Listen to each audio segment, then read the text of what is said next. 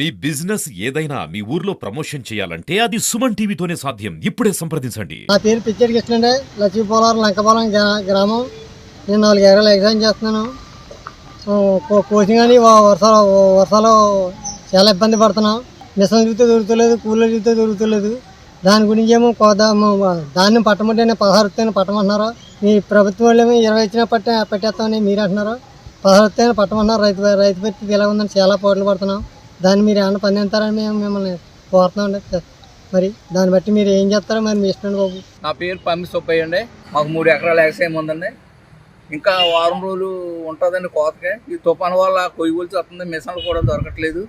పచ్చిదాన్ని ఇద్దామంటే millers వల్ల మాకు చాలా ఇబ్బందులుగా ఉంటుందండి. మనుషులు దొరక్క, మిషన్లు దొరక్క, మళ్ళీ చేలోంచి ట్రాక్టర్ రావాలంటే ఇబ్బంది అండి. ట్రాక్టర్లు దొరక్క చాలా ఇబ్బందిగా ఉందండి.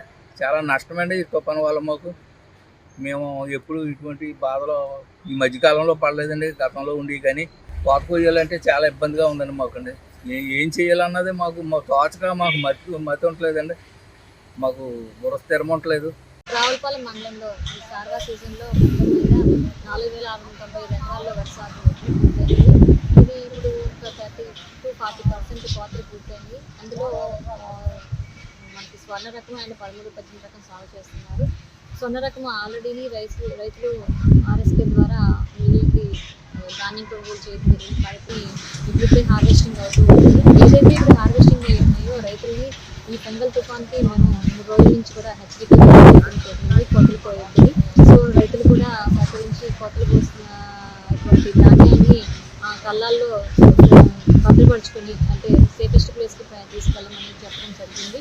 అండ్ ఎవరైనా ఆర్డర్లు ఉన్నట్లయితే రెడీ టు మిల్లుకి ట్రాన్స్పోర్ట్ చేయడానికి వీలుగా ఉన్న ధాన్యాన్ని మిల్లుకి 2 రోజుల నుంచి ట్రాన్స్పోర్ట్ చేయడం జరిగింది.